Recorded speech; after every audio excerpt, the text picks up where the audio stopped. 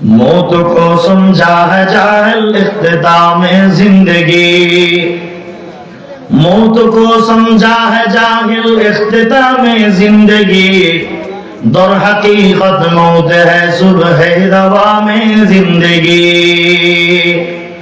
दर हकीकत मौत है सुबह रवा में जिंदगी। तू खुदा को भूल न जाना एक दिन, कब्र में होगा ठिकाना एक दिन। कैसी कैसी ताजदारों बादशाह चल बसे, कैसी कैसी ताजदारों बादशाह चल बसे, वो खजीना बाला खाना शान शौकत क्या हुई, वो खजीना बाला खाना शान शौकत क्या हुई। कैसी कैसी खूबसूरत रानियां शहजादियां, कैसी कैसी खूबसूरत रानियां शहजादियां, तन बदन सब गल गया है शक्ल सूरत क्या हुई, तन बदन सब गल गया है शक्ल सूरत क्या हुई। शुक्रिया জানাই আল্লাহ, শুকরিয়া জানাই তোমায়, অসহায় বান্দা মোরা বেঁচে আছি তোমার দয়ায়।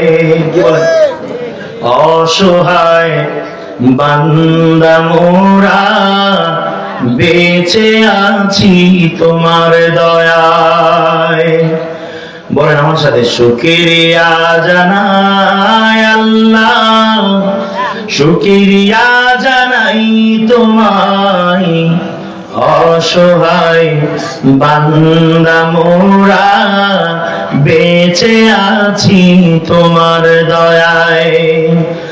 অসহায় বান্দা মোরা বেঁচে আছি তোমার দয়ায়।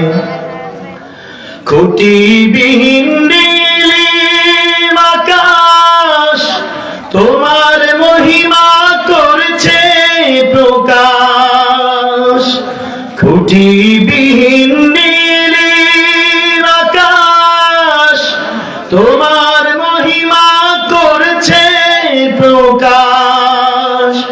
মেঘরাশি বৃষ্টি ঝরায়, মেঘরাশি বৃষ্টি ঝরায় তোমার অসীম করুণায়। শুকরিয়া জানাই তোমায়। আমরা কার শুকরিয়া জানাই? তো ওইদিকে তাকিয়ে রয়েছেন যে আমি কার শুকরের বর্ণনা দিচ্ছি, কার নিয়ামতের বর্ণনা দিচ্ছি? আল্লাহর নাজ ও নিয়ামতের বর্ণনা দিচ্ছি। সারা রাত যদি আল্লাহর নাজ ও নিয়ামতের বর্ণনা দিতে থাকি, সারা দিন চলবে, রাত চলবে, হায়াত শেষ হবে, এই পুরা পৃথিবী ধ্বংস হয়ে যাবে, তবুও মহান মালিকের শুকর আদায় করে শেষ করা যাবে না। আল্লাহ রাব্বুল আলামিন বলেন, وَإِن تَعُدُّوا نِعْمَةَ اللَّهِ لَا تُحْصُوهَا। ও আমার বন্ধুরা শুনো, وَإِن تَعُدُّوا نِعْمَةَ اللَّهِ, ও আমার বান্দা তোমরা যদি আমার নিয়ামত গুলো গণনা শুরু করে দাও, লা তুহসুহা, আমার নিয়ামত গুলা গনে কোনদিন বেষ্টন করতে পারবা না, আমার নিয়ামত গুলোর পরিমাপ তোমরা করতে পারবা না। অসহায় বান্দা মোরা বেঁচে আছি তোমার দয়ায়। আল্লাহ তাআলা দয়া করে আমাদেরকে বাঁচিয়ে রেখেছেন, আল্লাহ তাআলা দয়া করে আমাদেরকে মানুষ বানাইছেন, আল্লাহ তাআলা দয়া করে আমাদেরকে না চাইতে মানুষ বানাইছেন, আল্লাহ মানুষ বানায় আমাদেরকে সম্মান দিয়েছেন, আল্লাহ মানুষ বানায় মানুষের মধ্যে সর্বশ্রেষ্ঠ মুসলমান হওয়ার তৌফিক দিয়েছে, ঠিক কিনা? আল্লাহ তাআলা আমাদেরকে মুসলমান বানাইছেন। আমরা কোনদিন আল্লাহর কাছে তৌফিক চাই নাই, ও আল্লাহ আপনি আমাদেরকে মুসলমান বানান, এমন কোন দরখাস্ত আমরা আল্লাহর কাছে করি নাই, কিন্তু আল্লাহ পাক দয়া করে আমাদেরকে মুসলমান বানাইছেন।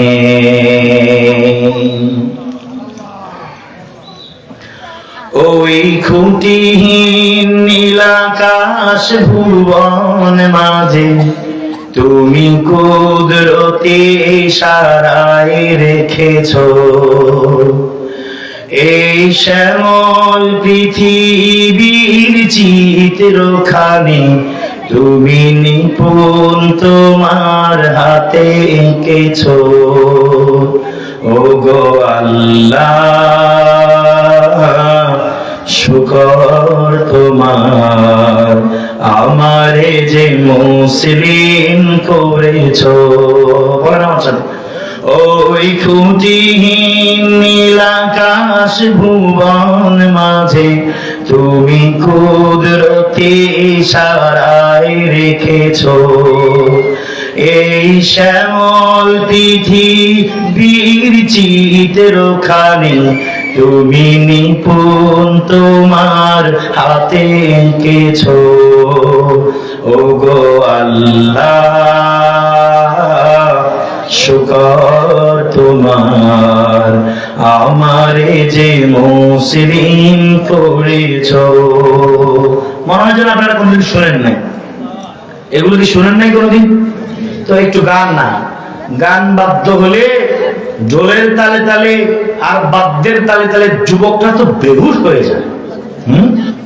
এত নাচানাচি, বেহুশ হয়ে যায়। বিশ্ববিদ্যালয়গুলোর দিকে যখন তাকায় দেখি সেখানে নাচ গানের অনুষ্ঠানের অবস্থা, পিকচার দেখলে দেখি যুবকরা কি মাতাল, কি বেহুশ, নাচতে নাচতে কি হুশ হারিয়ে ফেলে, কতজন মোবাইল হারায় ফেলে, সব হারায় ফেলে, তবুও নাচে। ও মুসলমান, তারা গানের মধ্যে স্বাদ পেয়েছে, গানের মধ্যে স্বাদ পেয়েছে, নর্তকীর নাচের মধ্যে স্বাদ পেয়েছে, এজন্য নাচতে নাচতে পরনের লুঙ্গি খুলে যায়, প্যান্ট খুলে যায়, তবুও খবর থাকে না। ও বন্ধুগণ আমার, আল্লাহর দ্বীনের ইসলামের যদি মায়া অন্তরের মধ্যে না থাকে, কোন গান কোন গজলই ভালো লাগবে না, যত সুন্দর কণ্ঠে গাওয়া হোক না কেন ভালো লাগবে না। অন্তরের মধ্যে তো আগে ইসলামের নূর থাকতে হবে, রং থাকতে হবে, তবেই তো ভালো লাগবে। নাই আপনাদের ভেতরে কি ইমানের ইসলামের স্পিয়ার নাই? মরে গেছে সব। মুসলমান ভাইরা আমার, অন্তরের মধ্যে ইসলামের নূর থাকতে হবে, ইসলামের প্রতি ভালোবাসা থাকতে হবে, আল্লাহর প্রতি ভালোবাসা থাকতে হবে, নবীর প্রতি ভালোবাসা থাকতে হবে। যখন আল্লাহর প্রতি ভালোবাসা থাকবে, নবীর প্রতি ভালোবাসা থাকবে, ইসলামের প্রতি ভালোবাসা থাকবে, তখন দুনিয়ার দলবল সবকিছু বাদ দিয়া যেখানেই আল্লাহর আওয়াজ হবে সেদিকেই মুসলমান দৌড়াবে। ও গো আল্লাহ শুকর তোমার, আমারে যে মুসলিম করেছো। ওই খুঁটিহীন নীল আকাশ ভুবন মাঝে তুমি কুদরতি ইশারায় রেখেছো, এই শ্যামল পৃথিবীর চিত্রখানি তুমি নিপুণ তোমার হাতে এঁকেছো। ও গো আল্লাহ শুকর তোমার, আমারে যে মুসলিম করেছো। মুসলমান ভাইরা আমার, বলতে চাইছিলাম রব্বুল আলামিন না চাইতে মানুষ বানাইছেন, না চাইতে আমাদেরকে মুসলমান বানাইছেন, না চাইতে আমাদেরকে মুসলমান অধ্যুষিত এলাকায় পাঠিয়েছেন, হিন্দু বৌদ্ধ খ্রিস্টানদের এলাকায় পাঠান নাই। আল্লাহ রাব্বুল আলামিন এই কাজগুলো করছেন যাতে করে আমরা আল্লাহকে ভুলে না যাই, আল্লাহর শেকড়টাকে যেন আমরা ভুলে না যাই, আল্লাহর দ্বীনের মূল ভিত্তিটাকে যেন আমরা ভুলে না যাই। এই জন্য রব্বুল আলামিন আমাদেরকে এত এত নেয়ামত দিয়েছেন। মুসলমান যে হইছি, এই মুসলমান হওয়ার কত দাম এটা তো আমরা জানি না। কিমতে খুদ রানাদারি আহমকি। কবি বলেন যে নিজের দাম নিজে বুঝে না সে হইলে সবচেয়ে বড় আহম্মক, সবচেয়ে বড় বোকা। আজকে আমরা আমাদের নিজের দাম সম্পর্কে বুঝি না। আল্লাহ তাআলা যে আমাদেরকে মুসলমান বানাইছেন, ও আমার মুসলমান ভাইরা, আল্লাহ যে মুসলমান বানাইছেন, শুধু এই মুসলমানের ঘরে যে পাঠাইছেন, কালিমাটা যে নসিব করছেন, মুসলমান হিসেবে যে নাম প্রতিষ্ঠা করতে পারি, শুধু এই কারণে একদিন না একদিন আমরা জান্নাতে যেতে পারবো। মুসলমান যত বড় গুনাহগার হোক, পৃথিবীর সব গুনাহ যদি সে করে ফেলে, এমন কোন গুনাহ নাই সে করে না, সব গুনাহ করার পরে রব্বুল আলামিন জাহান্নামে জ্বলতে জ্বলতে একদিন রব্বুল আলামিন মুসলমানকে জান্নাতে প্রবেশ করাবেন। কিন্তু কোন হিন্দুর বাচ্চাকে কোনদিন জান্নাতে প্রবেশ করাবেন না, কোন খ্রিস্টানের বাচ্চাকে জান্নাতে প্রবেশ করাবেন না, কোন মুসলিমকে জান্নাতে প্রবেশ করাবেন না। তারা চিরদিন জাহান্নামে থাকবে, তাদের কখনোই জাহান্নাম থেকে বের হওয়ার সুযোগ থাকবে না। কিন্তু একমাত্র মুসলমান হওয়ার কারণে, মুসলমান বাবার ঘরে জন্ম নেওয়ার কারণে, মুসলমান মায়ের উদরে জন্ম নেওয়ার কারণে, ইসলাম ধর্ম পাওয়ার কারণে, কালিমাটাকে মানার কারণে, আল্লাহকে এক মানার কারণে আল্লাহ রাব্বুল আলামিন একদিন না একদিন আমাদের সকলকে জান্নাত দিবে। ওরে ভাই, জাহান্নামকে ভয় করে না কেন? জাহান্নামকে বুঝি না, বড় সহজ মনে করে বসেছি, এই জন্য জাহান্নামকে ভয় করতে মন চায় না, জাহান্নামের দিকে মন আগায় না। ও মুসলমান ভাইরা আমার, জাহান্নামকে যদি ভয় না হয়, একটু দুনিয়ার আগুন, দুনিয়ার আগুনটা হইলো জাহান্নামের ধোঁয়া মাত্র।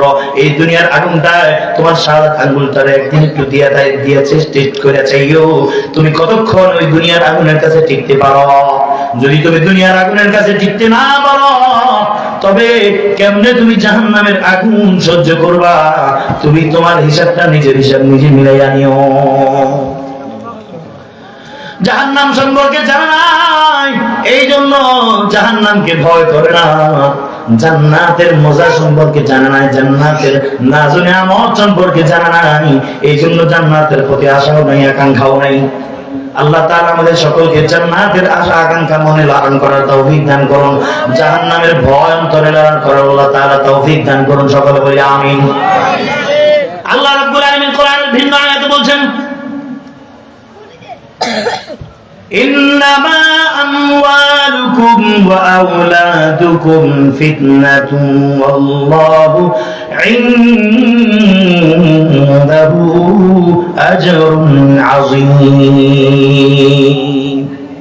আল্লাহ রাব্বুল আলামিন বলছেন, ইন্নামা আমওয়ালুকুম ওয়া আওলাদুকুম ফিতনা। ও আমার বান্দারা শুনো, আমি আল্লাহ যে তোমাদেরকে সন্তান দিয়েছি, আমি আল্লাহ যে তোমাদেরকে নাজ নেয়ামত ধন দৌলত দিয়েছি, এগুলো আমি আল্লাহ ফিতনা স্বরূপ দিয়েছি। ফিতনা বুঝেননি? ফিতনা কাকে বলে? ইন্নামা আমওয়ালুকুম ওয়া আওলাদুকুম ফিতনা। আমওয়ালুকুম, আল্লাহ যে আমাদেরকে মাল দিবেন, মাল দিছেন, মাল মানে ধন সম্পদ, টাকা পয়সা যা আছে। ও বলেন না, আপনার গায়ে যে এখন পোশাক আছে, আপনি যে দামি কাপড়টা পরছেন, এটা আপনি বানাইছেন নাকি? কোথায় পাইছেন? এটা মাল দ্বারা অর্জন করছেন। মাল কোথায় পাইছেন আপনি? আপনি বলবেন আমি মাল কামাই করছি। ওই মাল যে তুমি কামাই করছো, মাল কামাই করতেছি, তোমার শক্তি ব্যয় হয়েছে, তোমার ব্রেন ব্যয় হয়েছে, ওই শক্তি কোথায় পাইছো তুমি? মাল কামাই করতে যে তুমি ব্রেন ব্যয় করেছ, ওই ব্রেন কোথায় পাইছো তুমি? মেধা কোথায় পাইছো তুমি? তুমি যে মেধা খরচ কইরা যে মাল কামাই করছো, ওই মেধাটা কে দিয়েছে? আল্লাহ দিয়েছে। এজন্য রব্বুল আলামিন বলতেছেন, ইন্নামা আমওয়ালুকুম ওয়া আওলাদুকুম ফিতনা। ও আমার বান্দারা শুনো, আমি আল্লাহ তোমাদেরকে মাল দিয়েছি, ধন সম্পদ আমি আল্লাহ তোমাদেরকে যাই দিয়েছি, এই ধন সম্পদ মনে রাখো তোমার জন্য ফিতনা। মুফাসসিরিন একরাম ফিতনা শব্দের অর্থ করেন, ফিতনা মানে হলো পরীক্ষা। মাল সম্পর্কে আজকে আমরা কথা বলবো না, কথা বলবো সন্তান সম্পর্কে। আল্লাহ রাব্বুল আলামিন মালের পরে বলতেছেন, ইন্নামা আমওয়ালুকুম ওয়া আওলাদুকুম ফিতনা। তোমাদেরকে যে আওলাদ দিয়েছি, আওলাদ চিনেননি? আওলাদ মানে ছেলে সন্তান। ছেলে সন্তান যে দিয়েছি, এই ছেলে সন্তানগুলো তোমাদের জন্য ফিতনা। এই ছেলে সন্তানগুলি তোমাদের জন্য পরীক্ষা। ফিতনা শব্দের অর্থ কি? পরীক্ষা। ফিতনা শব্দ এখানে দুটাই অর্থ করা যায়। যদি আপনি ফিতনাকে ফিতনা ধরেন সেটাও ঠিক আছে। ফিতনা, ফিতনা মানে কি? ফিতনা মানে এক অর্থ পরীক্ষা, আর এক অর্থ ফিতনা মানে ফিতনা। ফিতনা মানে বুঝেন না, গিরিঙ্গে বাজি করা যায়, ভেজাল, চুরি, ডাকাতি, হ্যাঁ, দুনিয়ার যত অপকর্ম আছে এই সবগুলো ফিতনার অংশ।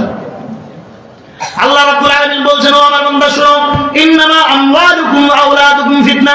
তোমাকে যে আমি যে মাল দিয়েছি এই মাল তোমার জন্য ফিতনা। আমি যে তোমাকে সন্তান দিয়েছি সন্তানও তোমার জন্য ফিতনা। যদি তুমি তোমার মালটাকে সঠিক রাস্তায় ব্যয় করো, তোমার মালগুলো যদি সঠিক রাস্তায় ব্যয় করো তবে তুমি পার পায়া যাইবা। কিন্তু যদি তোমার মালকে তুমি সঠিক রাস্তায় ব্যয় না করলে বান্দা, তুমি ফিতনায় পড়ে যাইবা। তোমার মালের কারণে তুমি বেইজ্জতি হইবা, তোমার মালের কারণে তুমি আমি রব্বুল আলামিনের হিসাবের কাঠ গড়ায় দেয়া যাইবা। আমার কাছে যে আমি প্রত্যেকটা মালের হিসাব নিব, 1 টাকা থেকে 1 কোটি, 1 কোটি, কয়েক কোটি, কত কোটির বাড়ি তুমি দুনিয়ায় ছিলা, প্রত্যেক কোটি টাকার হিসাব আমি আল্লাহর কাছে তোমাকে দিতে হবে। তুমি যদি দুর্নীতির মধ্যে তোমার মাল খরচ করো, চোরের পিছনে খরচ করো, ডাকাতের পিছনে খরচ করো, ওই যে রাজনৈতিক, ওই যে তোমার দলের রাজনৈতিক ক্যাডার বাহিনীর পিছনে ব্যয় করো, তোমার মালগুলো যদি তুমি একজন কুখ্যাত সন্ত্রাসীকে নির্বাচনে দাঁড়ানোর জন্য তুমি যদি তোমার মালটাকে দিছ, 2 কোটি টাকা দিয়েছ কারে? ওই কুখ্যাত সন্ত্রাসীকে। কেন দিয়েছ? সে নির্বাচন করবে, নির্বাচনে মানুষকে কি একটু লোভ দেখানোর জন্য মানুষের উপর একটু খরচ করবে, খরচ করার জন্য আমি আল্লাহ তোমার মাল দিয়েছি। তুমি বড় মাল বলা হইছ, তুমি মাল পাইয়া তোমার মালগুলারে কোথায় ব্যয় করছ? ওই যে একটা গুন্ডারে চেয়ারম্যান বানানোর জন্য তুমি তোমার মাল খরচ করছো। ও আমার বান্দা, তুমি তোমার মালগুলো ওই গুন্ডারে চেয়ারম্যান বানানোর জন্য খরচ করছো। ওই গুন্ডা চেয়ারম্যান হয়েছে, যতদিন পর্যন্ত সে চেয়ারম্যান ছিল, যতগুলো মানুষকে চেয়ারম্যান থেকে সে ফাঁসাইছে, যতগুলো মানুষকে সে কষ্ট দিছে, এই সব কষ্ট, এই সব ফিতনা কিয়ামতের ময়দানে আমি আল্লাহ তোমার থেকে হিসাব নেব। কিয়ামতের ময়দানে তুমি কোনোদিন চুরি করো নাই, কিন্তু কয়েক লক্ষ চুরির মামলা তোমার আমলনামায়। তুমি কোনোদিন চাঁদাবাজি করো নাই, কয়েক লক্ষ চাঁদাবাজির মামলা তোমার আমলনামার মধ্যে লেখা থাকবে। ও কারো কি কষ্ট লাগেনি? এই ভাই, কোরআন থেকে কথা বলছি রে ভাই, মন থেকে বানায় বলছি না রে ভাই। আল্লাহ বলে দিচ্ছেন, আল্লাহ আমাদেরকে বলার জন্য বলে দিচ্ছেন, বান্দা বলো আমার কথাগুলো একটু আমার বান্দা করে শুনে দাও। আমি যে মাল দিছি এটা ফিতনা, আমি যে মাল দিছি এটা পরীক্ষা। বান্দার একটু পরীক্ষা করার জন্য আমি আল্লাহ মাল দিছি, চাই দেখি বান্দা কোন দিকে যায়, এই মালগুলো নিয়ে বান্দা কোন দিকে যায়। আমি আল্লাহ যে তারে মাল দিয়েছি, সে কি নেতাদেরকে পালে, সে কি চোর ডাকাত গুন্ডাদেরকে পালে, নাকি আমার সৎ পথে আমার বান্দাদেরকে পালে, আমার বান্দাদের খেদমত করে?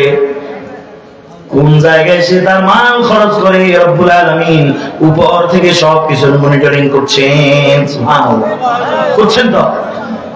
কিয়ামতের ময়দানে ওই বড় লোকের আমল নামায় যখন চুরি ডাকাতি ভরে থাকবে, আল্লাহ যখন হিসাব নিকাশের জন্য তারা বলেন, বান্দা দেখো তোমার আমল নামার মধ্যে তো দেখো চুরির মামলা আছে, তোমার আমল নামার মধ্যে তো দেখি চাঁদাবাজির মামলা আছে। বান্দা বলবে, আল্লাহ আমি তো বকলম ছিলাম, আমি তো একজন বকলম ছিলাম, কিন্তু বকলম হইলেও আমি শিল্পপতি হয়ে গেছি। শিল্পপতি হওয়ার পর আমি আমার টাকাগুলো তো ওই যে ক্যাডার গুন্ডাদেরকে দিয়েছিলাম। আয় আল্লাহ, আমি তো ঢাকায় ছিলাম, আমি তো আমেরিকায় ছিলাম, আমি তো কোনো খুন ডাকাতি করি নাই, আমি তো চিরজীবন কষ্ট করছি আমেরিকায় থাইগা, প্রবাসী থাইগা, এমন কোনো দিন যায় নাই কাজ করি নাই। আমি তো সৌদি আরব ছিলাম, প্রবাসী ছিলাম, আমি প্রত্যেক দিন কাজ করতাম। রব্বুল আলামিন আমি কোনোদিন চুরি করি নাই। আল্লাহ রাব্বুল আলামিন বলবে, চুরি যদি না করে থাকো তাহলে তোমার আমলনামায় চুরির গুনাহ কেন আসলো? বলেন তো দেখি, রব্বুল আলামিন চাইলে সব ডকুমেন্টস হাজির করতে পারবেন কিনা? সব ডকুমেন্টস হাজির করার জন্য রব্বুল আলামিন 2 জনকে বসায় রাখছেন। ওয়া ইন্না আলাইকুম লাহাফিজিন কিরামান কাতিবিন ইয়ালামুনা মা তাফআলুন। রব্বুল আলামিন বলেন ওয়া ইন্না আলাইকুম লাহাফিজিন।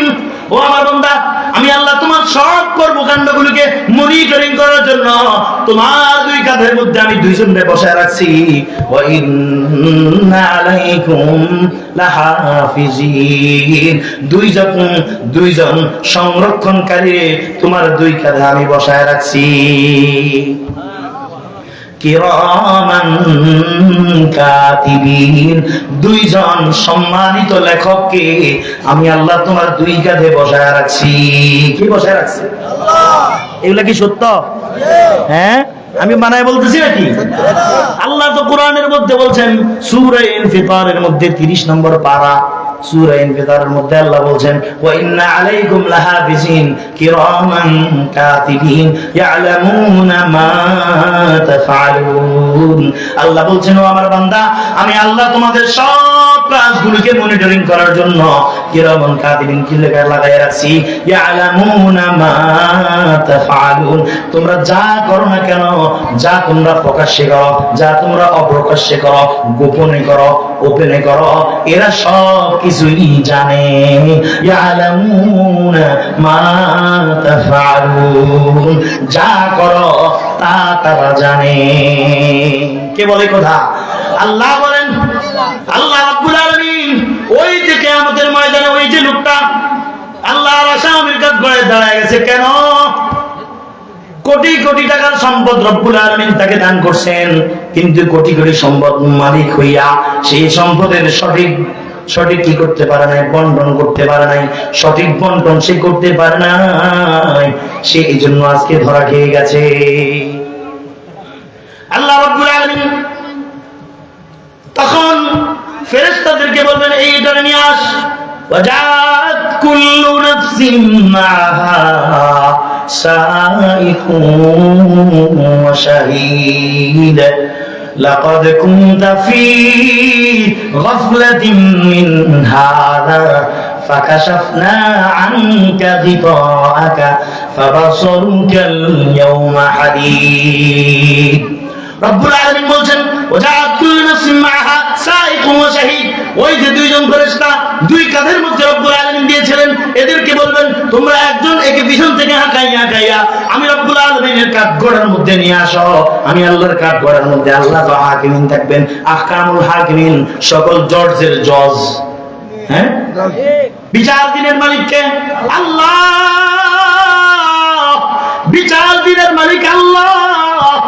আল্লাহ রাব্বুল আলামিন বিচার দিনের মালিক। সেদিন কোন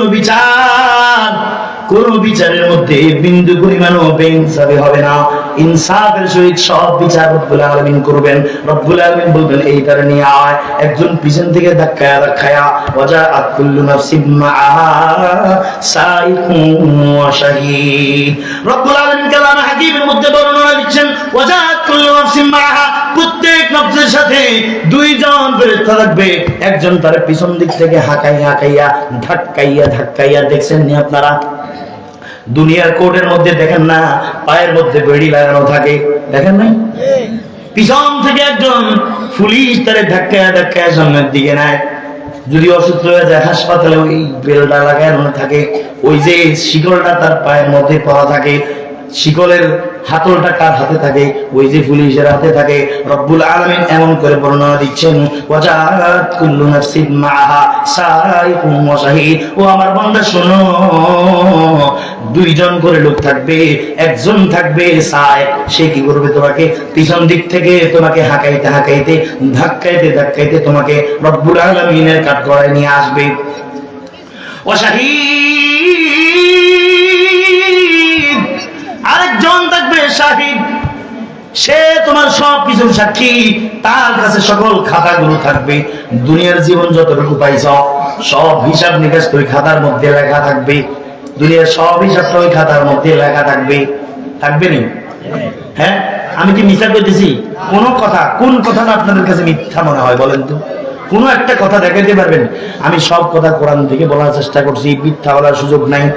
আল্লাহ রাব্বুল আলামিন বলেন মা ইয়ালফিজু মিন কাউলিন ইল্লা লাদাইহি রাকীবুন আতীদ। ও আমার বান্দা, মা ইয়ালফিজু মিন কাউলিন ইল্লা লাদাইহি রাকীবুন আতীদ। শোনো আমার বান্দা, মা ইয়ালফিজু মিন কাউলিন, যাই বলছো দুনিয়ায়, যা যা বলছো সবগুলা শব্দ, ইল্লা লাদাইহি রাকীবুন আতীদ, একজন রক্ষক, একজন মুহাফাজ, একজন সংরক্ষণকারী এটাকে রেকর্ড করে ফেলেছে। তোমার দুনিয়ার মধ্যে তুমি যতগুলো শব্দ, যতগুলো আলফাজ তুমি উচ্চারণ করেছো, সবগুলি শব্দ রেকর্ড হয়ে আছে। আল্লাহ রাব্বুল আলামিন বলেন ওয়াজাআত কুল্লু নাফসিন মাহা সাইকুম ওয়া শাহীদ। প্রত্যেক ব্যক্তির সাথে একজন থাকবে সাইক, সে তাকে ধাক্কায়া কাঠ করার দিকে নিয়ে যাবে। ওয়াশাহিদ, একজন থাকবে সাক্ষী, সে তার কাছে সব কাগজপত্র থাকবে। দুনিয়ার জমিনে ওই বন্দার সাথে যে দুইজন রক্ষক ছিল, যারা লিখছিল, এই লেখকরা থাকবে।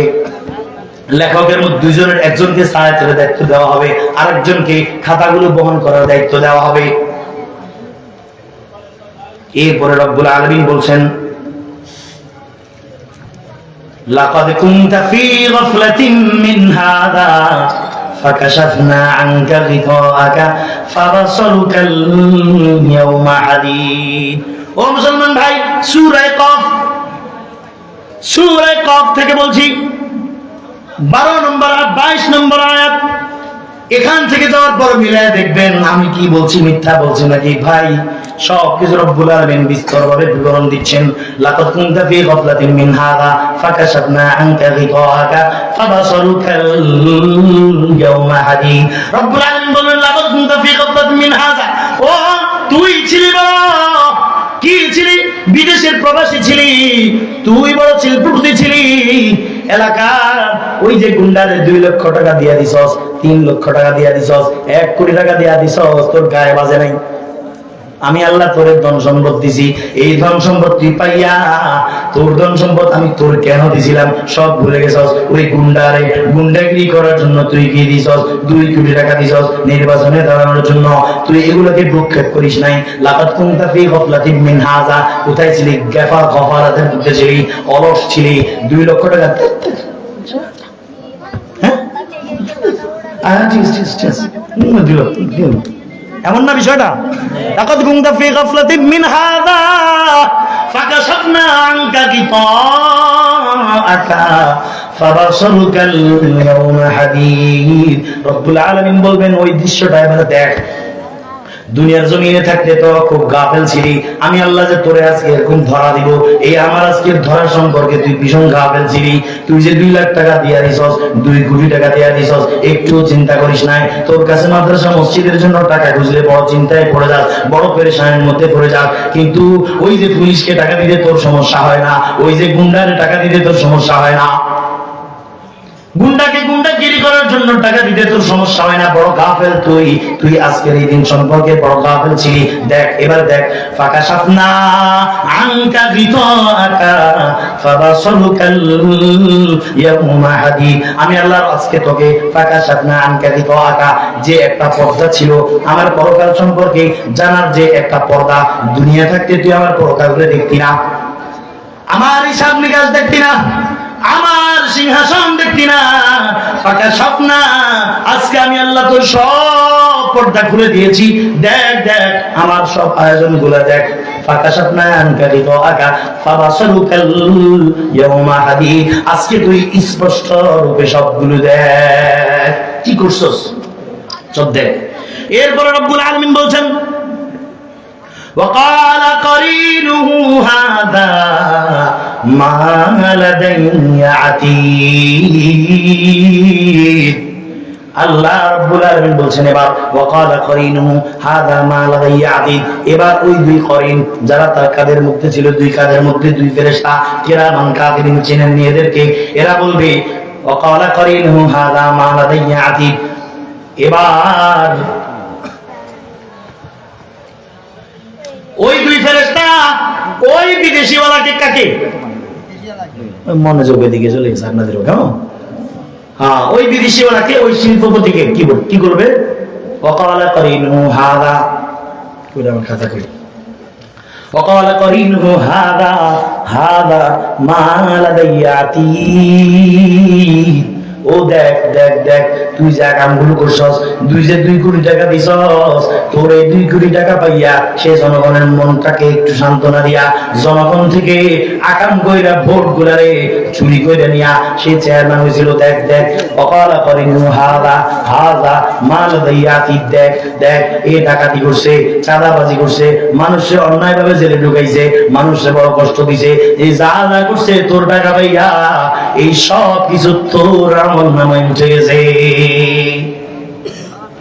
এবার রব্বুল আলামিন আরেক সূরার মধ্যে বলছেন, ইকরা কিতাবাক, ইকরা কিতাবাক। ও আমার বান্দা, ইকরা কিতাবাক, তুই তোর কিতাবটা তুই পড়। ইকরা, পড় কিতাবাক, তোর কিতাবটা, যে কিতাবটা লিপিবদ্ধ করা হয়েছিল ওই কিতাবটা তুই পড়ে দেখ। কাফা বিনাফসিকাল ইয়াউমা আলাইকা হাসিবা। আজকে তোর কি শাস্তি হবে, আজকে তুই কি অন্যায় করেছিস। কাফা বিনাফসিকাল ইয়াউমা আলাইকা হাসিবা, আজকে তোর হিসাবের জন্য তুই নিজেই যথেষ্ট। আজকে তোর হিসাবের জন্য তুই নিজে কি। এবার লোকটা বলবে, হায় হায়, এটা কি হলো, আমি তো বিদেশের বাড়িতে বসে বসে টাকাগুলো দিয়েছিলাম, আমার টাকাগুলো যে আজকে ওই লোকটারে দেওয়ার কারণে আজকে যে আমার এই অবস্থা। হায় রে হায়, আমি যে এই কাণ্ডটা করাইছিলাম কেউই তো জানতো না। ওই লোকটা আমার কাছে চাইছে, আমি ফোনের মধ্যে তারা কনফার্ম করে দিছি, কেউই তো জানতো না। হায় রে, মালি হাযাল কিতাব লা ইউগাদিরু সগীরাতান ওয়ালা কাবীরাতান ইল্লা আহসাহা, মালি হাযাল কিতাব। এবার ওই বান্দা বলবে, মালি হাযাল কিতাব লা ইউগাদিরু সগীরাতান ওয়ালা কাবীরাতান ইল্লা আহসাহা। হায়, এবার বলবে, হায় এটা আবার কেমন কিতাব। মালি হাযাল কিতাব, বুঝেননি, আরবি বুঝেন না, কেউ আসেননি। মালি হাযাল কিতাব, হায় এটা আবার কেমন কিতাব। লা ইউগাদিরু সগীরাতান ওয়ালা কাবীরাতান ইল্লা আহসাহা। হায়, আমি তো ফোনের মাধ্যমে তারে কনফার্ম করছিলাম, ব্যাংকের মাধ্যমে টাকাগুলো তারে পাঠাইছিলাম, হাতও দেই নাই, কিন্তু হায় রে এটা কেমন হিসাবের কিতাব। এখানে দেখি সব কিছুর বর্ণনা দেওয়া আছে। লা ইউগাদিরু সগীরাতান ওয়ালা কাবীরাতান ইল্লা আহসাহা। হায় রে, আমার একটা কাম, আমার একটা আকামও দেখি বাদ নাই, ছোট বড় সব কিছু দেখি কিতাবের মধ্যে লেখা। এবার রব্বুল আলামিন বলছেন, ওয়াকানা কারিনুহু হাযা মা লাদাইয়া আতীদ আলকিয়া ফি জাহান্নাম কুল্লা কাফফারিন আনিম। ও আমার ফেরেশতারা, এইটারে আর কি করবে, জাহান্নামে নিক্ষেপ করে। নাউযুবিল্লাহ। মুসলমান ভাইরা আমার, যেই কথাটা বুঝাতে চাইছিলাম আল্লাহ রাব্বুল আলামিন শেষ করে দেব। হুজুর আসতেছে, আপনারা আর কথা বলিয়েন না। আমি বুঝতেছি আপনাদের কাছে খারাপ লাগতেছে, বুঝতেছি আপনাদের কর্মর আর কথাবার্তার অবস্থানে বোঝা যাইতেছে। ওই মূল জায়গায় হাত দিয়ে ফেলছি তো। ও ভাই, কিছুই আমি মিথ্যা বলি নাই। কোরআন থেকে সব অক্ষর অক্ষর আপনাকে বুঝাই দিতে পারবো। আমি আলহামদুলিল্লাহ পড়াশোনা করেছি, সবকিছু অক্ষর অক্ষর আপনাকে বুঝাই দিতে পারবো। কোরআন থেকে সরাসরি আপনাকে বুঝাই দিতে পারবো। রব্বুল আলামিন এইভাবে আপনাদেরকে ধরা দিবেন। রব্বুল আলামিন বলেন, ইন্নামা আমওয়ালুকুম ওয়া আওলাদুকুম ফিতনা। আমি যে তোমাদেরকে মাল দিয়েছি, এই মাল তোমাকে ফিতনায় ফেলে দিবে। এই মাল তোমাকে ফিতনায় ফেলে দিবে। ওই ব্যক্তিটাকে ফিতনায় ফেলাইছে তো তার মাল ওই 2 কোটি টাকা যদি ওই নেতারে না দিত, আজকে তো সেই মহাবিপদের মধ্যে পড়তো না। হ্যাঁ, মহাবিপদের মধ্যে পড়তো না। সে তো একজন খেটে খাওয়া মানুষ ছিল, সৌদি আরব গিয়েছে, কোনোদিন সে কাজ ছাড়া থাকে নাই। পরিবারকে শান্তিতে রাখার জন্য, এলাকাতে একটা বিল্ডিং করার জন্য দিন রাত খেটে সারাদিন মেহনত করে সে কি করছে, টাকা কামাই করছে। কিন্তু একটু গাফালতির কারণে আজকে সে জাহান্নামের অংশীদার হয়ে গেল। জাহান্নামকে তাকে আজকে নিক্ষেপ করা হবে, তাকে আজ জাহান্নামে নিক্ষেপ করা হবে। সে তার মালের কারণে আজকে ফিতনায় পড়ে গেল, মাল তাকে আজকে জাহান্নামে নিক্ষেপ করাচ্ছে রে ভাই। রব্বুল আলামিন এই কথাই বলতে চাচ্ছেন রে আমার বান্দা, ইন্নামা আমওয়ালুকুম ওয়া আওলাদুকুম ফিতনা। তোমার মাল তোমারে ফিতনায় ফেলে দিবে, তোমার সন্তান তোমারে ফিতনায় ফেলে দিবে। বলেন এবার আপনারা বলেন, আওলাদ নিয়ে কথা বলবো ভাবছিলাম, সন্তান সন্ততি নিয়ে একটু কথা বলবো, কিন্তু সুযোগ হলো না। এটা ধরলে ওটা ছাড়া যায় না, ওটা ছাড়লে ওটা ধরা যায় না। আর একই আয়াতের মধ্যে আল্লাহ দোনোটা বিষয় নিয়ে আসছেন। মাল সম্পর্কে কথা বলছি, মাল আল্লাহ তাআলা আমাদেরকে দান করছেন। হ্যাঁ বলেন, কইবেন তো হুজুর মনে হয় যে ব্যবসার তো আপনার বাবা দেওয়া যান না, আমরা তো মনে হয় যে কান্ডা ভরাই দিবেন, আমাকে তো টিয়া পয়সা খুঁজবেন। ও ভাই, আপনাদের কাছ থেকে টাকা খুঁজবো, এটা আপনাদের কপাল, এটা আপনাদের কপাল। আজকে যদি আমি জালেম হইতাম, আপনার এলাকার বড় জালেম হইতাম, জালেম হইয়া যদি আমি কি করতাম, আপনার কাছ থেকে 2 কোটি টাকা দাবি করতাম, আপনি বিপদে পড়া হোক, যেমনে হোক সামনে হোক, অথবা এলাকার বড় ভাই, এলাকার ছোট ভাই মনে করি দিয়া দিতেন, কিন্তু দিয়া তো কঠিন বিপদের সম্মুখীন হয়ে যাইতেন। আজকে আমি যদি এমন হইতাম, আজকে আমি তো তেমন হই না, আমি আজকে মাদ্রাসার জন্য চাইবো, হয়তো মসজিদের জন্য চাইবো, কোরআনের এই আয়োজনের জন্য চাইবো। এই আয়োজনের মধ্যে যদি আপনি দান করেন, ইনশাআল্লাহ ইনশাআল্লাহ ইনশাআল্লাহ আপনি ঠকবেন না, ইনশাআল্লাহ আপনি বিপদে পড়বেন না। কথা তো ঠিক ঠিক না? ও ভাই, আপনাদের এই মাদ্রাসা, এই যে এটা মসজিদ, এটা কার ঘর বলেন তো? আল্লাহর ঘর। এটাতে কোনো সন্দেহ আছে? এই যে মাদ্রাসা, এটা কার ঘর? এটা কার ঘর? বলতে ভুল বলছেন। এটা কার ঘর? আল্লাহর নবীর ঘর। ওইটা আল্লাহর ঘর, এটা আল্লাহর নবীর ঘর। কোনটার থেকে কোনটার দাম বেশি? এটার দাম বেশি নাকি ওইটার দাম বেশি? এত দামাদামি করার সুযোগ নাই, কোনটার চেয়ে কোনটার দাম কম নয়, ঠিক না? আপনি বলবেন এটা আল্লাহর ঘর, এটার দাম বেশি, এটার দাম নাই। যদি বলেন এটা আল্লাহর ঘর, এটার দাম নাই, তাহলে আল্লাহর ঘরে সিজদা দেওয়ার মতো একটা লোকও পাবেন না যদি এটা না থাকে। এই যে আজকে আলেম হইলাম, কোরআন ও হাদিস শিখলাম, এটা থাকার কারণে যদি এটা না থাকতো, আজকে আপনাদের সামনে বৈশা কোরআন থেকে আলোচনা করা কোশ্চিন কালো সম্ভব হতো না। এটা থাকার কারণে এটার লোকজন বাড়ে, কোনটা থেকে কোনটা কম নয়। এটা আল্লাহর ঘর, ঠিক আছে, এটা আল্লাহর নবীর ঘর, উভয়টারই দাম আছে। নবীর ঘরগুলোকে যদি দুনিয়া থেকে ধ্বংস করে দেওয়া হয়, নবীর ঘরগুলোকে যদি দুনিয়া থেকে উঠায় দেওয়া হয়, তাহলে আল্লাহর ঘরে আর লোক পাওয়া যাবে না। এই জন্য কোনটা থেকে কোনটা কম নয়। আল্লাহর ঘরের যেমন আপনার কাছে মূল্য, আল্লাহর নবীর ঘরেরও মূল্য আপনার অন্তরে থাকতে হবে। যদি আপনি আল্লাহর ঘরকে যেমন বিরোধিতা করলে আপনি বেঈমান হওয়ার আশঙ্কা আছে, নবীর ঘরের বিরোধিতা করলেও বেঈমান হওয়ার আশঙ্কা আছে। নবীর ঘরের বিরোধিতা করলেও কি আছে? বেঈমান হওয়ার আশঙ্কা আছে। বলেন তো, মহব্বত তো দুটোটাই করতে হবে, বিরোধিতা কোনটা করা যাবে? মহব্বত তো দুটোটাকেই করতে হবে, বিরোধিতা কোনটা করা যাবে?